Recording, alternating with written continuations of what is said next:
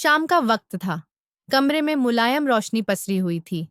अनन्या सोफे पर बैठी किताब पढ़ रही थी, मगर उसकी नजरें बार बार खिड़की के पास खड़ी अपनी बहन प्रिया पर टिक जाती थीं। प्रिया ने शाम की पार्टी के लिए नया गाउन पहना हुआ था। बाल खुले थे और वह बार बार अपने गालों पर गिरते बालों को उंगलियों से एक तरफ कर रही थी, आसपास से बेखबर, जैसे वह खुद में ही खोई हुई हो। प्रिया दीदी, मुझे आपसे कुछ कहना है, अनन्या ने किताब बंद करके धीरे से कहा। प्रिया ने आईने में खुद को निहारते हुए होठों पर लाल लिपस्टिक लगाई और पलटकर अनन्या की ओर देखा। हाँ, कहो। मुझे लगता है आपको इस पार्टी में नहीं जाना चाहिए। पापा की इज्जत का मामला है। आपको उनकी बात का ख्याल रखना चाहिए। अनन्या ने नरमी से कहा, मगर आंखों में गंभीरता थी। शांत और समझदार सी अनन्या आज बहुत परिपक्वियां से बोल रही थी, जबकि प्रिया ने तंज भरी मुस्कान के साथ उसे देखा। अनन्या, तुम्हें हर बात में पापा की इज्जत की क्यों चिंता रहती है? जिंदगी अपनी मर्जी से जीने का नाम है और मैं अपनी मर्जी से जीना चाहती हूँ। और प्लीज, इतनी बड़ी सलाहकार बनने की जरूरत नहीं। अगर इंसान जिंदगी में हर बात पर समझौता करता रहा तो उसने जिया ही कब? हर किसी को जिंदगी सिर्फ एक बार मिलती है और मैं अपनी जिंदगी सुकून के साथ जीना चाहती हूँ। तुम मेरी माँ बनने की कोशिश मत किया करो। बहन हो, बहन बनकर रहो, वह भी छोटी बहन, प्रिया ने तीखे अंदाज में कहा। प्रिया दीदी, प्लीज, मैं जानती हूँ आपको आजादी चाहिए, मगर ऐसी आजादी सही नहीं जो हमें बदनाम करे, अनन्या ने दबे स्वर में कहा। बस करो अनन्या, प्रिया ने सख्त लहजे में कहा। तुम सीधी सादी अपनी दुनिया में मग्न रहने वाली लड़की हो। तुम्हें क्या पता कि दुनिया में कैसे जिया जाता है? तुम्हारी दुनिया किताबों तक सीमित है, लेकिन मैं ऐसी नहीं हूं। मुझे खुलकर जीना है, अपने शौक पूरे करने हैं, इस दुनिया की खूबसूरती को महसूस करना है। मुझे हर चीज अपनी मर्जी से करनी है। प्रिया अपने ही ख्यालों में डूबी हुई अपने दिल की बात अनन्या को बता रही थी। उसके चेहरे पर अनगिनत रंग बिखरे हुए थे। अनन्या ने गहरी सांस ली। दीदी, आप मेरी बहन हैं और मैं आपको गलत राह पर नहीं देख सकती। हमारे विचार अलग हो सकते हैं, मगर मैं आपसे प्यार करती हूँ और आपकी हिफाजत चाहती हूँ।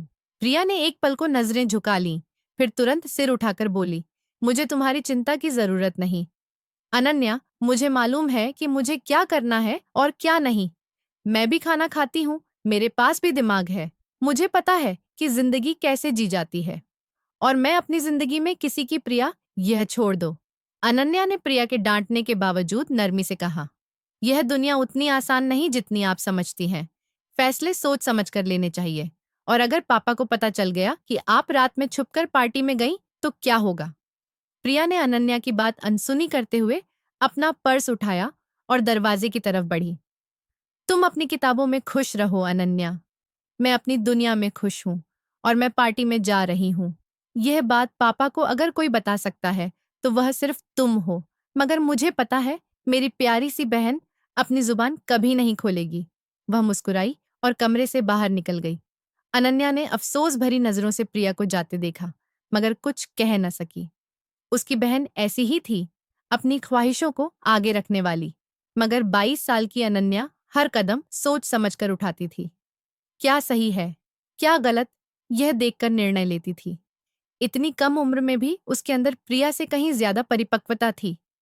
वह प्रिया को इसलिए समझा रही थी कि वह कोई ऐसी गलती न कर दे जो उसके आने वाले कल को प्रभावित करे। और जब से प्रिया की सगाई आर्यन राय से हुई थी, तब से अनन्या बहुत घबराई हुई थी। वे लोग बड़े घराने के थे। पापा को यह रिश्ता बहुत पसंद था। अगर इस रिश्ते में जरा सी भी दरार आई तो उनका दिल टूट जाएगा। यही वजह थी कि वह हर वक्त प्रिया को टोक रही थी। लेकिन छोटी होने की वजह से प्रिया उसकी कोई बात नहीं सुनती थी और शायद यही उसकी सबसे बड़ी भूल साबित होने वाली थी। सुबह की हल्की रोशनी हवेली के खुले आंगन में फैल चुकी थी। पक्षियों की चहचहाहट फिजा में गूंज रही थी और ताजी हवा की खुशबू हर तरफ बिखरी हुई थी। डाइनिंग हॉल की बड़ी खिड़कियां खुली हुई थीं, जिनसे सूरज की किरणें अंदर आ रही थीं। उनकी रोशनी में हर चीज निखरी हुई लग रही थी। डाइनिंग टेबल के सिरे पर दादी शारदा देवी अपनी खास कुर्सी पर बैठी थीं। सफेद रंग की साड़ी में लिपटी हुई उनकी रोब और गरिमा वाली शख्सियत दमक रही थी। उनकी निगाहें बार बार दरवाजे की तरफ उठ जाती थीं, जैसे किसी का इंतजार कर रही हों। दादी ने गहरी सांस ली और घड़ी की ओर देखा। ये आर्यन भी ना हमेशा देर करता है। कहाँ रह गया? उन्होंने हल्के से बड़बड़ाया। उसके बिना तो उनके गले से निवाला भी नहीं उतरता था। रात को भी वह देर से घर आया था और वह उसकी राह देखते देखते सो गई थी। कुछ ही देर बाद आर्यन डाइनिंग हॉल में दाखिल हुआ। उसकी शख्सियत का हर पहलू दिलकश था। लंबा कद, चौड़े कंधे और गहरी आंखें जो उसके चेहरे को और भी खूबसूरत बनाती थीं। उसने सफेद टी शर्ट और काली पैंट पहनी हुई थी, जिसमें उसकी सादगी और रौब दोनों झलक रहे थे। उसके होठों पर हल्की सी मुस्कान थी, जो उसकी शख्सियत को और आकर्षक बना रही थी। दादी जी, आर्यन राय मुस्कुराते हुए उनके पास आकर झुककर आशीर्वाद लेते हुए बोला। दादी ने ढेर सारा आशीर्वाद दिया। अगले ही पल वह उन्हें अपनी बाहों में समेटकर उनसे लाड़ लड़ाने लगा। बस बस, दादी ने प्यार से उसके सिर पर हाथ फेरा। अच्छे से जानती हूं तुम्हें दादी की कितनी परवाह है। उनकी आवाज में हल्की सी नाराजगी भी थी। ये आने का कोई वक्त होता है? कब से इंतजार कर रही हूं तुम्हारा। तुम्हें समय का एहसास है, हमें दवा भी लेनी होती है। और तुम्हें अपनी दादी का जरा भी ख्याल नहीं कि वह भूखी बैठी होंगी। आर्यन ने माफी वाले अंदाज में सिर झुका लिया। माफ कीजिए दादी जी, थोड़ा काम में उलझ गया था। आगे से कोशिश करूंगा वक्त पर आऊं। दादी ने मुंह बिचकाया और सिर हिलाकर कहा। अच्छा चलो, अब आ गए हो तो बैठो। वह उनके साथ नाश्ते की टेबल पर बैठ गया। कुछ पल खामोशी में गुजर गए। फिर दादी ने बात का रुख बदलते हुए कहा, आर्यन, मैं एक बात सोच रही थी। जी दादी जी, क्या बात? आर्यन ने दिलचस्पी से उनकी तरफ देखा और प्लेट में नाश्ता निकालने लगा। प्रिया की बजाय तुमने अनन्या को क्यों नहीं चुना? वह कितनी प्यारी और समझदार लड़की है। प्रिया के तौर तरीके मुझे कुछ ज्यादा पसंद नहीं आते। दादी की बात सुनकर आर्यन आश्चर्य से उन्हें देखता रह गया। दादी, मुझे लगता है आपने दवा समय पर नहीं खाई, तो उसका असर दिमाग पर हो गया है। तभी ऐसी उलटी सीधी बातें कर रही हैं। कहकर आर्यन ने सिर झटका और हाथ नाश्ते की प्लेट की ओर बढ़ाया। लो भला, मैं कहाँ बेतुकी बातें कर रही हूँ। पूरे होशो हवास में हूँ। कितनी प्यारी, कितनी सुलझी हुई बच्ची है। मेरा तो दिल आ गया उस पर। यही तो दादी, आप उसे बच्ची समझ रही हैं, पर वह अब बच्ची नहीं, 22 की हो चुकी है। फिर भी वह रुका। और आप पता नहीं क्या सोच बैठी हैं। मैंने कभी उसे उस नजर से देखा ही नहीं। उम्र का फासला भी 10 साल का है। मैंने तो बस प्रिया के साथ जिंदगी के सपने देखे थे। आर्यन के दिमाग में एकदम से अनन्या का चेहरा घूम गया। गंभीर पर नरम स्वभाव, दूध सी गोरी रंगत, बड़ी बड़ी झील सी आंखें, पतली ऊंची नाक, गुलाब की पंखुड़ियों से होंठ, गालों पर स्वस्थ लालिमा, हुस्न से भरपूर। लेकिन प्रिया भी कम नहीं थी। उसने अनन्या को कभी उस नजर से देख ही नहीं पाया था। किस ख्याल में खो गए आर्यन? दादी ने उसके सामने हाथ लहराया। कहीं नहीं दादी, बस आपकी बेकार की बातों में उलझ गया था। आज आपने यह बात कर दी, आगे से यह बात मत कीजिएगा। वह प्रिया की छोटी बहन है और यह सोचते हुए भी अजीब लगता है। नाश्ते की प्लेट छोड़कर वह हाथ साफ करता हुआ उठ खड़ा हुआ। अरे बैठो, तुम्हें भागने की बड़ी जल्दी रहती है। यह जूस का गिलास खत्म करके जाओ। दादी के कहने पर उसे मजबूरन फिर बैठना पड़ा। आर्यन बेटा, इतना क्यों नाराज हो रहे हो? मन की बात कह दी। मुझे तो वह लड़की बहुत अच्छी लगी। कल जब तुम्हारे ससुराल गए थे, तो वह इस तरह हमारी सेवा कर रही थी कि पूछो मत। आगे पीछे इर्द गिर्द ऐसे घूम रही थी जैसे वही मेरे घर की होने वाली बहू हो। और तुम्हारी प्रिया, वह तो सोफे से उठने का नाम ही नहीं ले रही थी। बड़ी कामचोर लड़की पसंद की है तुमने। आर्यन कुछ पल खामोश रहा। चेहरे पर हल्की गंभीरता थी, मगर लहजा नरम। दादी, प्रिया जैसी भी है। मैं उसे दिल से चाहता हूँ। मोहब्बत कोई प्लान बनाकर नहीं की जाती। यह दिलों का मामला होता है। दादी ने आंखें सिकोड़कर कहा। मोहब्बत अपनी जगह, मगर परिवार की इज्जत और सुकून भी देखने पड़ते हैं। अनन्या जैसी लड़की तुम्हारे लिए बेहतर है, शरीफ और घरेलू मिजाज की। आर्यन ने मजबूती से मगर शांति से कहा। दादी जी, प्रिया मेरे दिल के करीब है। वह कभी कभी जिद्दी हो जाती है, मगर मुझसे मोहब्बत करती है। मैं उसे समझा सकता हूँ। आप फिक्र न करें, सब ठीक हो जाएगा। दादी ने गहरी सांस ली और सिर झुका लिया। बस, तुम बेहतर जानते हो, मैं तो तुम्हारी भलाई के लिए कह रही थी। आर्यन ने उनका हाथ थाम लिया। दादी जी, मैं आपकी हर बात मानता हूँ, मगर मोहब्बत के मामले में समझने की कोशिश न करें। प्रिया मेरी जिंदगी का हिस्सा है। दादी ने हल्की सी मुस्कान के साथ सिर हिलाया। ठीक है, अगर तुम खुश हो तो मैं भी खुश हूँ। खैर, नाश्ता करो। वैसे हम सोच रहे हैं इस रविवार को तुम्हारे ससुराल जाकर शादी की तारीख तय कर देते हैं। अब मंगनी को ज्यादा लंबा करना ठीक नहीं। कुछ महीनों बाद तुम्हारे सिर पर भी जिम्मेदारी की पगड़ी रखनी है, तो जितनी जल्दी शादी हो जाए उतना बेहतर। यह सुनकर आर्यन का चेहरा खिल उठा। प्रिया को सोचते हुए उसकी आंखों में चमक आ गई, जो दादी की नजर से छिपी न रह सकी। उन्होंने मन ही मन निर्णय बदल लिया कि इस घर की बहू अब सिर्फ प्रिया ही बनेगी, चाहे कुछ भी हो जाए। उनका पोता इस रिश्ते में खुश था और वह अपने पोते के लिए कुछ भी करने को तैयार थी। समय धीरे धीरे गुजरता रहा। एक हफ्ता पलों में बीत गया। आज भी एक आम सा दिन था। सुबह की हल्की धूप मोहल्ले के बड़े दरवाजे से अंदर झांक रही थी, जब दादी शारदा देवी, आर्यन राय, उसकी माँ संध्या राय, पापा विजय राय और छोटी बहन नैना ने मोहन मिश्र के घर की राह पकड़ी। यह एक आम सा दिन था, मगर आज कुछ खास था। ये बात हवेली के लोगों के चेहरे भी बता रहे थे। हर कोई महंगे, दमकते, खूबसूरत कपड़ों में था। दादी के चेहरे पर अलग सी मुस्कान उनकी अंदरूनी खुशी जाहिर कर रही थी। मोहन मिश्र का घर साधारण मगर खुशहाल था। दरवाजे पर दस्तक हुई तो मोहन जी खुद बाहर आए। उन्होंने दरवाजे पर इतनी संख्या में हवेली के लोगों को देखा तो थोड़ा चौंके, मगर तुरंत मुस्कुराते हुए स्वागत किया। अरे, आप सब सुबह सुबह कैसे? हाल चाल पूछकर उन्हें अंदर ले आए। उन्हें अंदाजा नहीं था कि आर्यन के घर वाले बिना सूचना उनके छोटे से आशियाने में आ जाएंगे। बस कुछ जरूरी बात करने आए हैं मोहन, दादी जी ने नरमी से कहा। जी, आइए आइए, मोहन जी ने इशारा किया। सबको ड्राइंग रूम में बिठाया गया। मोहन जी की पत्नी सुनीता भी आकर सबसे मिली। चाय नाश्ते का इंतजाम हुआ और हालचाल पूछे गए। कुछ औपचारिक बातों के बाद दादी जी ने चाय की चुस्की लेते हुए बात शुरू की। मोहन, हम आज एक खास मकसद से आए हैं। सोचा आज ही आपसे बात कर लें। मोहन और सुनीता जी ने चौंक कर एक दूसरे की तरफ देखा। शायद वे उनके आने का मतलब समझ चुके थे। जी, बताइए, हम आपकी क्या सेवा कर सकते हैं? दादी जी थोड़ा सा आगे झुकी। बात यह है कि आर्यन और प्रिया की मंगनी को अब वक्त हो चुका है, तो हम चाहते हैं कि उनकी शादी की तारीख रख दी जाए। बच्चे बड़े हो चुके हैं, हम ज्यादा इंतजार नहीं करना चाहते। ये सुनकर मोहन और सुनीता थोड़ा परेशान हुए। मोहन जी ने नरमी से कहा, जी, हम भी यही चाहते हैं, मगर हमारी तैयारियां अभी पूरी नहीं हुई हैं। हमें थोड़ा समय और चाहिए। अचानक तारीख तय करना हमारे लिए मुश्किल होगा। हमें अपने बड़े बुजुर्गों को बिठाकर मशवरा करना होगा। दादी जी ने ध्यान से उनकी बात सुनी और नरमी से बोली, हम समझते हैं कि तैयारी के लिए समय चाहिए, मगर बच्चों की खुशी सबसे जरूरी है। अगर हम अगले महीने के आखिरी सप्ताह में शादी की तारीख तय कर दें, तो आपको तैयारी के लिए भी समय मिल जाएगा और हमें भी सुकून रहेगा कि बच्चे नई जिंदगी शुरू कर सकेंगे। मोहन और सुनीता एक पल को खामोश हो गए।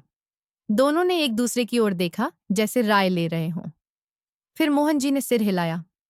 अगर आप सबका यही फैसला है, तो हमें मंजूर है। अगले महीने की आखिरी तारीख हमें ठीक लगती है। मोहन जी को आर्यन बहुत पसंद था। उसका अंदाज, कारोबार, शख्सियत सब प्रभावशाली था। वे इस रिश्ते को हाथ से जाने नहीं देना चाहते थे, इसलिए हाँ में ही भलाई समझी। सुनीता जी मुस्कुराईं। जी, हम पूरी कोशिश करेंगे कि सब कुछ सही समय पर हो जाए। दादी जी ने खुशी से उनके हाथ थाम लिए। बहुत बहुत धन्यवाद। आपका सहयोग हमारे लिए अहम है। बाकी भगवान है, वह सब आसान करेगा। आर्यन का सिर झुका हुआ था और चेहरे पर खूबसूरत मुस्कान। यह ख्याल ही उसे सुकून दे रहा था कि वह हसीना अब उसकी होगी। वह नजरें चुराते हुए इधर उधर देख रहा था, मगर उसके दिल को सुकून देने वाली कहीं नजर नहीं आ रही थी। अच्छा है, जितना तड़पा सकती हो तड़पा लो। एक बार शादी हो जाने दो, गिन गिन कर बदले लूंगा। मेरी जान, प्रिया। वह मन ही मन प्रिया से बातें कर रहा था और उसे अंदाजा भी नहीं था कि कुदरत ने उसके लिए कुछ और लिख रखा है, जिसके बारे में उसने कभी सोचा भी नहीं था। काफी देर तक सब वहीं बैठे रहे और फिर घर लौट आए। इत्तेफाक से अनन्या और प्रिया अपनी बुआ के घर गई हुई थी। यही वजह थी कि आज भी उससे मुलाकात ना हो सकी। हालांकि रात को आर्यन ने प्रिया को कॉल किया। आज कहाँ गई थी तुम? आर्यन ने गहरी सांस लेते हुए पूछा। क्यों? क्या तुम्हें बताकर जाना था? प्रिया की ठंडी आवाज उसके कानों से टकराई। आर्यन को उसका यह अंदाज भी अच्छा लगता था। यह हक मुझे बहुत जल्द मिल जाएगा, जब तुम्हें मेरी इजाजत की जरूरत महसूस होगी। यानी आप मुझे कैद करेंगे? वह खिलखिलाकर हंस पड़ा। बिल्कुल, अपनी मोहब्बत में। और उस कैद की कोई रिहाई नहीं होगी, मेरी जान। आर्यन रोमांटिक हो रहा था, जबकि प्रिया एक लंबी सांस लेकर रह गई। अच्छा, आपने बताया नहीं कि आप लोग आए क्यों थे? हम शादी की तारीख पक्की करने आए थे, बिना बताए। सोचा तुम्हारा हैरान चेहरा देखूंगा, मगर खैर, कोई बात नहीं। अब तो तुम मेरी होने वाली हो। सिर्फ 1 महीने की बात है, फिर तुम होगी, मैं होऊंगा और हमारी मोहब्बतें होंगी। अब सब्र नहीं होता प्रिया, दिल तुम्हारे लिए हर पल बेचैन रहता है। वह धीरे धीरे और भी रोमांटिक होने लगा और प्रिया की सांसें घबराने लगी। मम्मी बुला रही हैं, मैं बाद में बात करती हूँ, कहकर उसने फोन काट दिया और आर्यन गहरी सांस लेकर रह गया। समय बीतता रहा और बारात का दिन आ पहुंचा। मोहन जी के घर में हलचल अपने चरम पर थी। आंगन में रंग बिरंगे पर्दे लगे थे और रोशनी की झलक पूरे मोहल्ले में देखी जा सकती थी। मोहन जी बाहरी इंतजाम देख रहे थे, जबकि उनकी पत्नी सुनीता अंदर मेहमानों की खातिरदारी कर रही थी। अनन्या भी अपनी माँ के साथ काम में लगी थी, कभी चाय के कप तो कभी मेहमानों के लिए प्लेटें। चारों ओर खुशी का माहौल था। कुछ ही देर में बारात आने की खबर गूंज उठी। दुल्हन के परिवार वालों के दिल खुशी से धड़कने लगे और हर कोई अपनी जगह पर खड़ा हो गया। बारात जैसे ही दरवाजे के करीब पहुंची, मोहन जी आगे बढ़कर दूल्हे और उसके परिवार का स्वागत करने लगे। आर्यन आज दूल्हे की पोशाक में था, सफेद शानदार शेरवानी में। वह बेहद हैंडसम लग रहा था।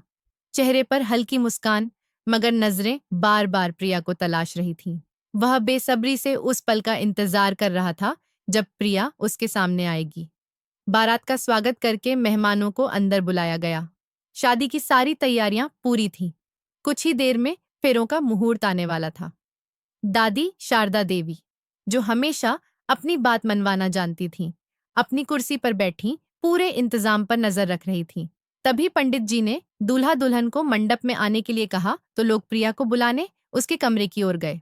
थोड़ी देर बाद उसकी सहेलियां घबरा कर लौटीं। प्रिया, दीदी दरवाजा नहीं खोल रही। सब लोग परेशान होकर प्रिया के कमरे की ओर बढ़े। दरवाजे पर पहुंचकर हल्के हाथों से खटखटाया गया। प्रिया बेटा, फेरों का वक्त हो गया है, बाहर आ जाओ। अंदर से कोई जवाब नहीं आया। मोहन और सुनीता ने परेशान होकर एक दूसरे की ओर देखा। मोहन ने दोबारा दरवाजा खटखटाया, फिर भी खामोशी। प्रिया बेटा, दरवाजा खोलो, सुनीता ने नरमी से कहा। उनके चेहरे पर घबराहट साफ थी। जब कोई जवाब नहीं आया तो अनन्या भी चिंतित होकर वहां आ गई। मम्मी, क्या हुआ? बेटा, प्रिया दरवाजा नहीं खोल रही, सुनीता ने घबरा कर कहा। अनन्या भी परेशान हो गई और जोर जोर से दरवाजा पीटने लगी। दीदी, दरवाजा खोलिए, आप सुन रही हैं ना? दरवाजा न खुला। जो लोग वहां थे वे आपस में सरगोशियां करने लगे। मोहन, सुनीता और अनन्या के दिलों में चिंता बढ़ गई। कुछ देर इंतजार के बाद मोहन ने मास्टर की से दरवाजा खोलने का फैसला किया। जैसे ही दरवाजा खुला, कमरा खाली। बस मेज पर एक खत रखा था। मोहन जी ने खत उठाकर पढ़ना शुरू किया। मम्मी पापा, मैं ये शादी नहीं कर सकती। मैं अपनी छोटी बहन को दुख नहीं पहुंचा सकती, क्योंकि मुझे आज ही पता चला कि वह आर्यन राय को पसंद करती है। अगर अनन्या को आर्यन नहीं मिले तो मेरी बहन टूट जाएगी। मैं उसकी आंखों में आंसू नहीं देख सकती। मुझे पता है कि मेरा यह कदम आपकी इज्जत पर धब्बा होगा। लोग बातें बनाएंगे, मगर लोगों की परवाह करते हुए मैं अपनी बहन को दुखों के हवाले नहीं कर सकती। वह कैसे जिंदगी भर मुझे और आर्यन को साथ देख पाएगी, जबकि वह उन्हें दिल में बसाए बैठी हो। इसी वजह से मैं कुछ दिनों के लिए बहुत दूर जा रही हूँ। मुझे ढूंढने की जरूरत नहीं। खत पढ़ते ही मोहन जी का दिल धक धक करने लगा। वह कुर्सी पर बैठते हुए अपना सिर पकड़ ली।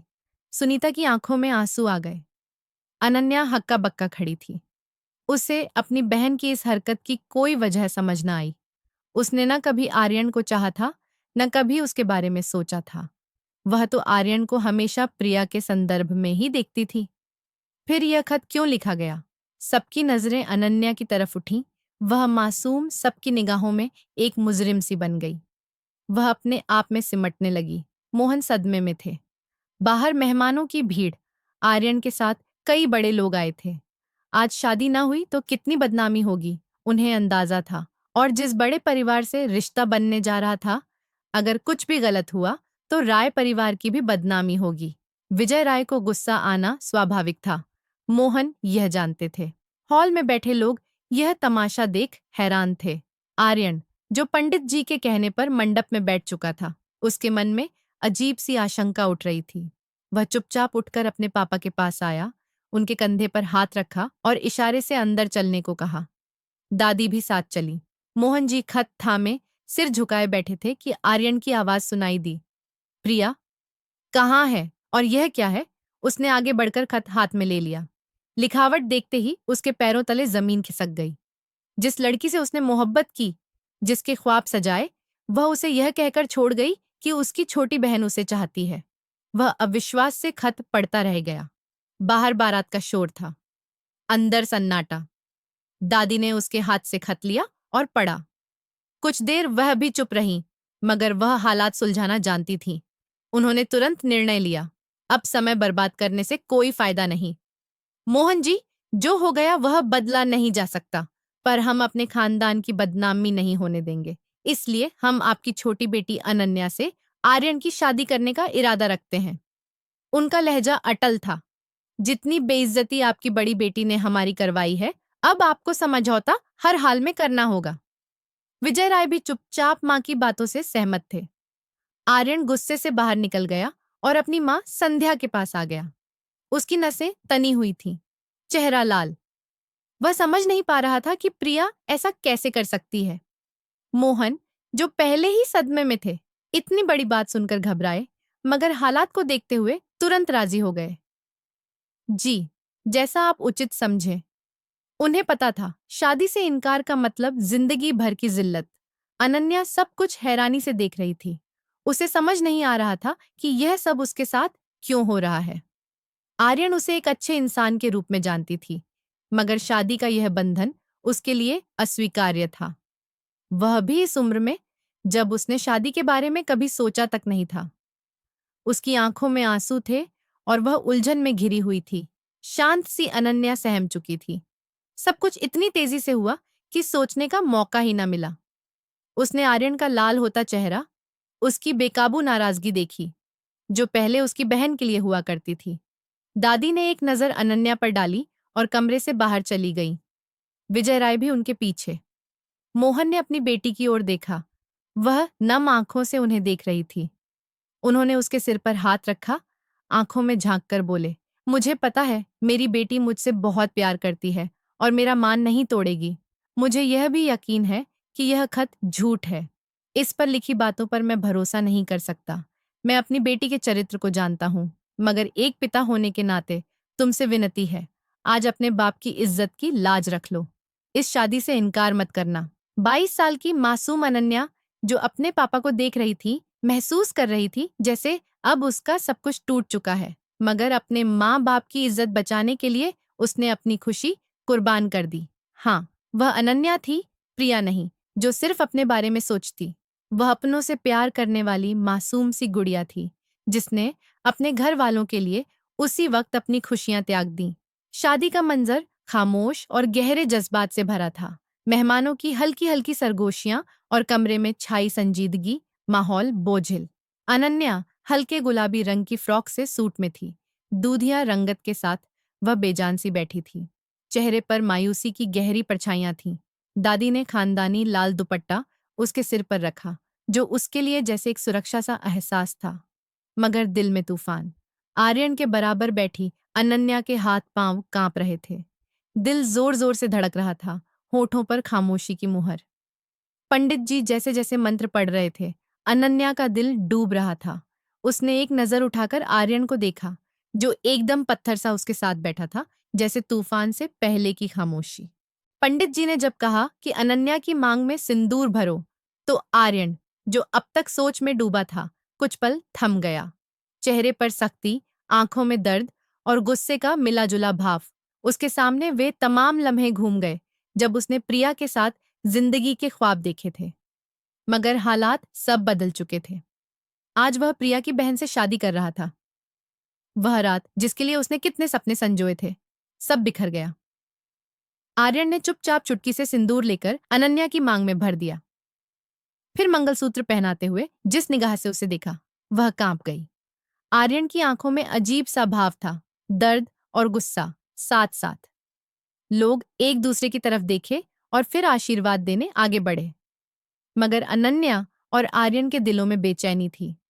अनन्या की हालत देखते हुए उसे उसके कमरे में पहुंचा दिया गया। शादी उसी हुलिया में हो गई थी, मगर विदाई के लिए उसे दुल्हन भी बनाना था। अनन्या दुआ कर रही थी कि आज विदाई न हो, मगर दादी ने कहा, हम जिस काम के लिए आए हैं उसे पूरा करके ही जाएंगे। हम दुल्हन लेने आए थे और दुल्हन लेकर ही जाएंगे। अनन्या के रोने के बावजूद उसके पापा कुछ नहीं कर पाए और उसे विदा कर दिया गया। हवेली की दहलीज पर कदम रखते ही अनन्या के आंसू थमने का नाम नहीं ले रहे थे। दिल में बेशुमार सवाल और दर्द, वह खुद को संभाल नहीं पा रही थी। वह बेहद डरी हुई थी। जो लड़की हमेशा अपनी बहन की खुशियों के लिए सोचती थी, आज खुद उसकी जगह पर थी। हवेली के अंदर सबकी नजरें उस पर थीं, मगर सब खामोश, जैसे सबके दिल पर भारी बोझ। आर्यन का सब्र टूट चुका था। हवेली में कदम रखते ही उसका जमा गुस्सा तूफान की तरह फट पड़ा। मुझे यह शादी किसी भी सूरत में मंजूर नहीं।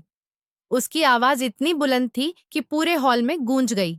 अनन्या ने सिर झुकाए, आंसू बहाते हुए एक कदम भी पीछे नहीं हटाया। आर्यन की आंखें लाल थीं और लहजा चीर देने वाला। वह 2 कदम आगे बढ़ा, अनन्या के सामने खड़ा हो गया, लाल लाल आंखों से घूरता हुआ। अगले ही पल उसने उसकी बाजू पकड़कर झंझोड़ दिया। अनन्या, तुमने मौका पाकर मेरी जिंदगी बर्बाद कर दी। शर्म नहीं आई तुम्हें अपनी बहन के होने वाले पति के लिए ऐसे ख्याल रखते हुए? वह घायल शेर सा लग रहा था। अनन्या की हिचकियां बंद गईं। वह जानती थी आर्यन की बातों में सच्चाई नहीं, मगर उसके अल्फाज तीर की तरह दिल में उतर रहे थे। अब चुप क्यों? जवाब दो। बहन की खुशियों पर डाका डालते समय शर्म नहीं आई? हर जुमला नए जख्म छोड़ रहा था। दादी, जो हमेशा पोते की खुशियों के लिए दुआ करती थी, यह मंजर देखकर तड़प उठी। आर्यन, होश में रहकर बात करो। मुझे नहीं लगता जो दिख रहा है वही सच है। अनन्या मुझे बेगुनाह लगती है। आर्यन ने एक नजर दादी पर डाली, मगर रुका नहीं। यही चाहती थी ना आप कि मैं इस लड़की से शादी कर लूं? तो लीजिए, आपकी ख्वाहिश पूरी हो गई। वह आग बबूला होकर अपने कमरे की ओर चला गया। उसके जाने के बाद हॉल में सन्नाटा। अनन्या की सिसकियां जारी थीं और दादी का दिल उसके लिए पिघल गया। वह आगे बढ़ी, उसके कंधे पर हाथ रखा। बेटा, चलो मेरे साथ। दादी ने अनन्या को अपने कमरे में ले जाकर बिठाया, उसके आंसू पोंछे। बेटा, मैं जानती हूं जो हुआ वह तुम्हारे लिए बहुत मुश्किल है, पर कभी कभी जिंदगी हमारी मर्जी से नहीं चलती। हालात हमें बड़ी परीक्षाओं में डालते हैं। हमें धैर्य और हिम्मत से उनका सामना करना होता है। आर्यन अभी गुस्से में है। वक्त के साथ सब ठीक हो जाएगा। तुम बस सब्र रखो। भगवान सब कुछ हमारे लिए अच्छा बनाता है। दादी की बातें सुनकर अनन्या ने कुछ पल आंखें बंद कर लीं, जैसे सुकून तलाश रही हो। दादी ने उसका हाथ थामा और मन ही मन प्रार्थना की, हे भगवान, इन दोनों के दिलों में सुकून और मोहब्बत भर दे। रात का अंधेरा हवेली के आंगन में उतर आया था। अंदर का माहौल आर्यन के दिल में उबलते गुस्से से भारी था। अनन्या, जिसे दादी ने समझाया था कि यह अब उसकी नई जिंदगी है, कांपते कदमों से आर्यन के कमरे में दाखिल हुई। शादी के लाल जोड़े में सजी वह बहुत मासूम और नाजुक लग रही थी। दूधिया रंगत उस रंग में और भी निखर रही थी, मगर दिल में खौफ का तूफान। आर्यन बालकनी में खड़ा था। कदमों की आहट सुनकर पलटा। नजर अनन्या पर पड़ी। उसका खून खौल उठा। वह तेजी से पास आया, उसकी बाजू कसकर पकड़ी और गरजा, किसकी इजाजत से मेरे कमरे में आई हो? अनन्या की सांसें बेकाबू। मुझे दादी छोड़कर गई हैं। उसकी आवाज कांप रही थी। आर्यन के कठोर रवैये ने उसे और डरा दिया। आर्यन ने उसकी दोनों बाजू कसकर थाम ली, उसे अपने बेहद करीब खींच लिया। आंखों में जलती चिंगारियां। तुम्हारी वजह से तुम्हारी बहन ने मुझसे शादी से इनकार कर दिया। वह कहती है कि तुम मुझसे मोहब्बत करती हो और वह तुम्हें दुखी नहीं देख सकती, जबकि मैं सिर्फ प्रिया से मोहब्बत करता हूँ। कमरा उसकी आवाज से गूंज उठा। अनन्या डरकर कुछ कदम पीछे खिसकना चाहती थी। अपनी उम्र और अपना कद देखा है? चल पड़ी शादीशुदा रिश्ता निभाने। तुम में तो इतनी हिम्मत भी नहीं कि मेरे गुस्से को कुछ पल सह सको, और मुझे पूरी जिंदगी सहने चली आई। उसकी आंखों से उठती चिंगारियां अनन्या को झुलसा रही थीं। पहली बार वह सामने खड़े लंबे चौड़े मजबूत इंसान से कुछ ज्यादा ही डर गई। मोहब्बत करती हो ना मुझसे? तो सुनो, आज बताऊंगा कि मोहब्बत में टूटा हुआ इंसान कहाँ तक जा सकता है। प्लीज आर्यन, मेरी बात सुनिए, अनन्या ने भर्राई आवाज में कहा। चुप, एक शब्द भी मत बोलना। आर्यन ने गंभीर आवाज में उसके होठों पर उंगली रख दी। सच झूठ अब मायने नहीं रखता, क्योंकि अब तुम मेरी पत्नी हो, लेकिन तुम्हें इस बात की सजा मिलेगी। सजा शब्द सुनते ही अनन्या के रोंगटे खड़े हो गए। वह रो पड़ी। प्लीज आर्यन, बड़े बड़े आंसू गालों पर लुढ़क आए। आर्यन तमतमाया। अब इतना क्यों डर रही हो? शादी के बाद यह सब झेलना ही था। वह उसके बेहद करीब आया, जैसे गर्दन पर अपने होठ रख देगा, कि अचानक ठिठक गया। वह इससे आगे बढ़ ही न सका। जिसने अनन्या के बारे में इस अंदाज में कभी सोचा ही नहीं था, वह कैसे उसके साथ रिश्ता बना सकता था। उसके अंदर तेज तूफान उठा। उसने गहरी सांस ली, खुद को संयत करने की कोशिश, और अगले ही पल अनन्या को हल्का सा धक्का देकर बिस्तर पर बैठा दिया। अनन्या का नाजुक बदन बिस्तर पर गिरा और वह सन्न रह गई। आंखों से आंसू बह रहे थे, दिल सदमे से भरा। उसे यकीन नहीं हो रहा था कि उसके साथ इतना बुरा हो रहा है, जबकि वह बेगुनाह है। आर्यन ने उस पर नफरत भरी नजर डाली, जैसे उसकी मौजूदगी असहनीय हो, और बिना एक पल गंवाए कमरे से बाहर निकल गया। हवेली के बड़े दरवाजे से वह रातों रात निकल पड़ा। अनन्या बिस्तर पर बैठी रोती रही। उसका दिल टुकड़े टुकड़े हो चुका था। उसका कोई कसूर नहीं था, फिर भी वह खुद को बेबस महसूस कर रही थी। वह अपने घुटनों में सिर छुपाकर देर तक सिसकती रही, दिल ही दिल में प्रिया से शिकवा करती। मेरा क्या कसूर था जो आपने मुझे सबके सामने यूं जलील कर दिया? समय जैसे ठहर गया। कमरे में सन्नाटा, मगर अनन्या की सिसकियां उस सन्नाटे को चीरती रहीं। आखिर थक कर वह यूं ही बैठे बैठे नींद की आगोश में चली गई, बिना कपड़े बदले, बेखबर कि अगले दिन का सूरज उसके लिए कैसा तूफान लेकर आएगा। सुबह जैसे ही रोशनी फैली, हवेली में सुकून की जगह एक तूफानी माहौल था। रात में जब सब सो रहे थे, आर्यन अपने अंदर उमड़ते तूफान के साथ चुपचाप पहली फ्लाइट से लंदन के लिए रवाना हो चुका था। यह खबर हवेली में जंगल की आग की तरह फैल गई। अनन्या, जो रात भर आंसुओं में डूबी रही, जब नीचे आई तो माहौल की गंभीरता महसूस की। दादी, जो हर मुश्किल में ढाल बनकर खड़ी रहती थी, सिर थामे बैठी थी। विजय राय, जो आर्यन से बेहद मोहब्बत करते थे, बेचैनी से इधर उधर टहल रहे थे। आर्यन को फोटोग्राफी का जुनून था। वह लंदन के एक प्रतिष्ठित संस्थान में 2 साल की फेलोशिप करना चाहता था, मगर विजय राय ने रोका हुआ था। अपने इकलौते बेटे को इतनी दूर भेजना नहीं चाहते थे। उस समय आर्यन मान गया था, लेकिन अब जो कुछ हुआ वह स्वीकार न कर सका, और सब छोड़कर लंदन निकल गया। उसके चेहरे पर मायूसी याद आती रही। संध्या, आर्यन की माँ, आंखों में आंसू लिए बेजान सी बैठी थी। उनकी बेटी नैना भी एक कोने में उदास। जैसे ही अनन्या लिविंग रूम में दाखिल हुई, सबकी नजरें उस पर टिक गईं। संध्या ने गुस्से से कहा, यह सब तुम्हारी वजह से हुआ है। अगर तुम न होती तो मेरा बेटा आज हमारे साथ होता। तुमने सब बर्बाद कर दिया। चाहे तुम्हारी बहन कैसी भी हो, पर वह मेरे बेटे के दिल पर राज करती थी। तुम आकर सब लूट ले गईं। उनके तीखे शब्द अनन्या के दिल में तीर की तरह लगे। वह रो पड़ी, मगर चुपचाप सब सह गई। वह 22 साल की मासूम लड़की थी, हालात की आंधियों में फंसी हुई। कोई उसकी बेगुनाही समझने को तैयार नहीं। दादी ने कड़े शब्दों में बहू को टोका। खबरदार, किसी ने भी अनन्या को कुछ कहा तो वह बिल्कुल बेगुनाह है। मैं नहीं चाहती कि कोई उस पर उंगली उठाए। दादी की आवाज में ऐसी सख्ती कि कमरे में सन्नाटा छा गया। सब हैरान। दादी, जो आर्यन पर जान छिड़कती थी, आज उसी के खिलाफ बोल खड़ी हुई। अनन्या, जो पहले ही दिल पर दर्द का भारी बोझ लिए थी, दादी की बात सुनकर जैसे और टूट गई। उसने आंसू पोंछने की कोशिश की और चुपचाप अपने कमरे में लौट आई, जहां उसने रात गुजारी थी। दादी ने सबको समझाते हुए कहा, यह वक्त भी गुजर जाएगा, हमें सब्र रखना होगा। आर्यन ने जो किया वह उसकी अपनी मर्जी थी। इसमें अनन्या का कोई कसूर नहीं। मैं उससे बात करूंगी, वह मेरी बात नहीं टालेगा। वह लौट आएगा, हवेली को छोड़कर कहीं नहीं जा सकता। उनके लहजे में भरोसा था, मगर यह भरोसा भी जल्द ही कसौटी पर आने वाला था। वक्त आगे बढ़ता रहा, मगर अनन्या की जिंदगी ठहर गई। हवेली के बाकी लोग अपनी जिंदगी में व्यस्त हो गए, लेकिन अनन्या वहीं अटकी रही जहां आर्यन उसे छोड़कर गया था। अब वह अनन्या मिश्र से अनन्या राय बन चुकी थी, मगर इस नाम के साथ जुड़ा रिश्ता उसका दम घोंट रहा था। हर पल उसे याद दिलाता कि उसी की वजह से प्रिया चली गई। सास के ताने, ससुर की खामोश नाराजगी और नैना की बेरुखी, वह अंदर ही अंदर टूटती रही। जब भी अनन्या कमरे में अकेली होती, उसे आर्यन की खुशबू का एहसास होता, वो खुशबू जो जाते हुए वह उसके वजूद पर छोड़ गया था। नफरत में ही सही, उसने उसे छुआ था, समेटा था, और पता नहीं क्यों वह खुशबू उसे बार बार याद आती। दिल उसे दोबारा महसूस करने को मचल उठता। जो रिश्ता गलतफहमी पर बना था, वह झूठ धीरे धीरे सच बनता जा रहा था। वह उस इंसान के प्यार में डूबने लगी थी जो उससे बेइंतहा नफरत करता था। दिल ज्यादा उदास होता तो अनन्या मंदिर में जाकर बैठ जाती, रो रो कर प्रार्थना करती, कभी आर्यन के लिए तो कभी प्रिया के लिए। न जाने क्यों वह उन्हें छोड़कर गई, अब किस हाल में है कुछ पता नहीं था।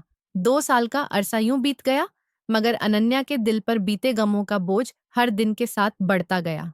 उसका हर दिन एक नए इम्तिहान जैसा। हवेली में वह तन्हाई और इल्जाम के साए में जीती रही, जहां सिर्फ दादी का साया उसके लिए पनाह था।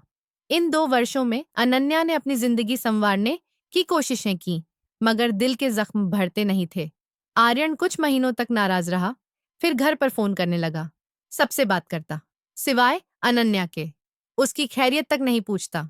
दादी से बात होती तो दादी अपनी तरफ से अनन्या की खबर दे देती, जिस पर आर्यन चुप होकर फोन रख देता।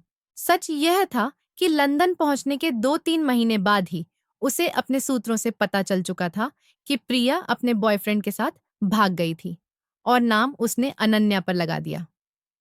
अनन्या बेगुनाह थी, यह जानकर भी वह भारत नहीं आया, क्योंकि उसे लगा उसने उस मासूम पर बहुत अन्याय कर दिया। अब लौटकर कैसे उसका सामना करेगा? उसने ठान लिया, फेलोशिप पूरी करके लौटेगा, खुद को काबिल बनाकर और उसकी तसल्ली कराकर। वह उसे उम्मीद नहीं देना चाहता था। वह चाहता था कि सामने आकर इजहार करे और उसके चेहरे पर फैलते रंग अपनी आंखों से देखे। वह अपने बुरे रवैये की माफी भी मांगना चाहता था। एक सुबह करीब 5 बजे अनन्या ने दिल में अजीब सी बेचैनी महसूस की। न जाने किस एहसास में वह दादी के कमरे की तरफ चल दी। कमरे में दाखिल होते ही उसने दादी को बिस्तर पर निडाल देखा। चेहरा पीला पड़ चुका था, सांसें बेतरतीब। अनन्या का दिल दहल गया। वह तुरंत उनके पास गई, प्यार से पीठ सहलाते हुए, दादी जी, आपको क्या हो रहा है? उसकी आवाज घबराहट से भरी थी। दादी ने मुश्किल से आंखें खोलकर अनन्या की तरफ देखा, हल्की सी मुस्कान की कोशिश, मगर बोल न सकी। अनन्या ने उनकी हालत देख तुरंत विजय राय के कमरे की ओर दौड़ लगाई। दरवाजा खटखटाया। पापा जी, जल्दी आइए, दादी की तबीयत बहुत खराब है। विजय राय ने दरवाजा खोला और बात सुनते ही फौरन मां के कमरे की तरफ भागे। अस्पताल पहुंचते ही डॉक्टरों ने दादी का इलाज शुरू किया।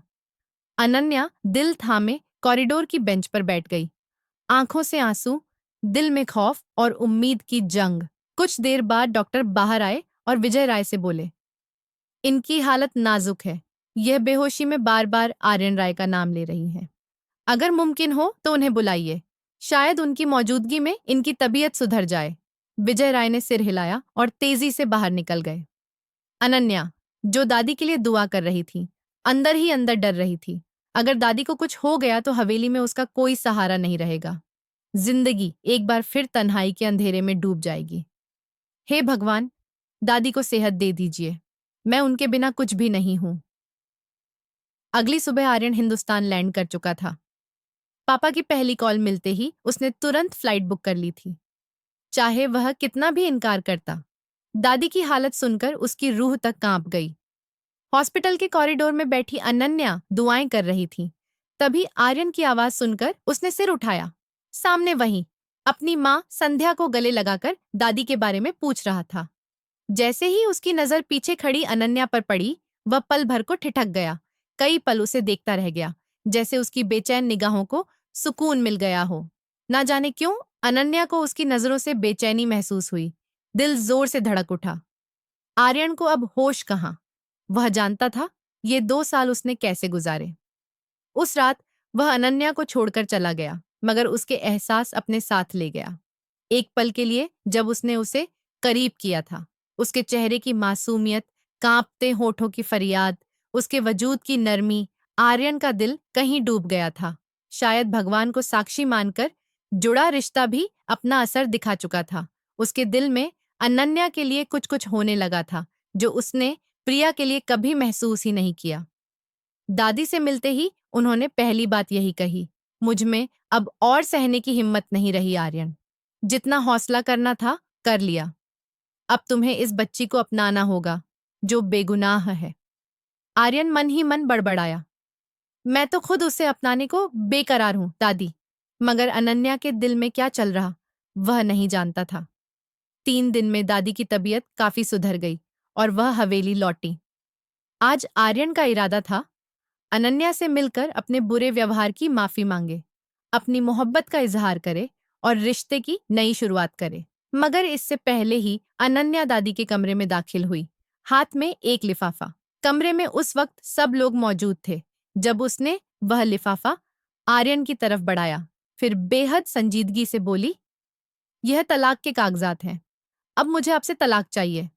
ये सिर्फ शब्द नहीं थे, गलता हुआ शीशा था जो आर्यन के कानों में उंडेल दिया गया। अनन्या कुछ और कहती, उससे पहले ही आर्यन ने बिना कुछ समझे समझाए एक जोरदार चांटा उसके गाल पर जड़ दिया और उन कागजों को टुकड़े टुकड़े करके फेंक दिया। वह उसकी बाजू कसकर पकड़ते हुए बोला, तुम 2 साल पहले भी एक नासमझ लड़की थी, आज भी हो, जो अपने हक में नहीं बोल सकती। अनन्या फूट फूट कर रोने लगी। और फिर वह हुआ जिसकी किसी को उम्मीद नहीं थी। आर्यन राय ने सबके सामने अनन्या से माफी मांगी कि उसने उसके 2 साल बर्बाद कर दिए। अनन्या का इरादा इस रिश्ते को आगे बढ़ाने का नहीं था, क्योंकि इन 2 वर्षों में उसने बहुत तकलीफें सही थीं। मगर दिल का क्या करे, जो अब आर्यन के नाम पर धड़कने लगा था। और जब दादी ने उसका हाथ पकड़कर इशारे से हाँ कहा, तो वह इनकार न कर पाई, क्योंकि दादी ही थी जिन्होंने इन 2 सालों में उसे सहारा दिया था। वह उन्हें ना नहीं कह सकती थी। वह चुपचाप सिर झुकाकर रह गई। सब एक एक कर कमरे से निकल गए। दादी के इशारे पर आर्यन ने अनन्या का हाथ पकड़ा और अपने कमरे में ले आया। अब सामने बैठा उसे प्यार भरी नजरों से देख रहा था। आप तो मुझसे नफरत करते हैं ना? फिर जब मैं तलाक मांग रही थी तो क्यों मारा? अनन्या ने आंसू पोंछते हुए मासूमियत से पूछा। इसलिए कि तुम मुझे छोड़ने की बात कर रही थी, और जिसने तुम्हें इन 2 सालों में एक पल भी भुलाया नहीं। अनन्या चौंक कर उसे देखने लगी। सच कह रहा हूं, मोहब्बत हो गई है तुमसे, लेकिन कह नहीं पाया। सोचा था सामने आकर इजहार करूंगा, ऐसा इजहार कि तुम्हारे चेहरे पर फैलने वाली शर्म के रंग अपनी आंखों से पी लूं। और देखो, आज वह पल आ गए हैं। ये कहते कहते उसने अनन्या को अपने करीब खींच लिया। वह शर्म से दोहरी हो गई। शर्माने से काम नहीं चलेगा मेरी जान, बराबर का साथ देना पड़ेगा इन खूबसूरत पलों को और खूबसूरत बनाने के लिए, क्योंकि बहुत तड़पा हूं तुम्हारे बिना। जितना सताया है अब उतना ही सुकून देना पड़ेगा। उसने लैंप ऑफ कर दिया और पूरे हक और मान के साथ उसे अपने आलिंगन में समेट लिया। अनन्या एक पल को घबराई तो आर्यन ने कानों में सरगोशी करते हुए उसे हिम्मत बंधाई। वह धीरे धीरे उन प्यारे पलों में डूबती चली गई और उसने आर्यन को अपनी बाहों में कस लिया। दोनों एक दूसरे की मोहब्बत में बहकर अपनी मोहब्बत की एक नई कहानी लिखने लगे। और दूर कहीं प्रिया अपनी किस्मत को रो रही थी। जल्दबाजी में अपने बॉयफ्रेंड के बहकावे में आकर कोर्ट मैरिज तो कर ली थी, मगर अब दिन रात घर से भागी हुई लड़की का ताना सुनती थी, रो रो कर भगवान से माफी मांगती थी। तो दोस्तों, यह थी आज की कहानी। इस कहानी पर आपकी क्या राय है? कमेंट में जरूर लिखिए। अगर आपको कहानी पसंद आई हो तो वीडियो को लाइक करें, चैनल को सब्सक्राइब करें और बेल आइकन दबाकर ऑन नेल पर सेट कर लें, ताकि नए वीडियो की सूचना आपको तुरंत मिल सके। धन्यवाद।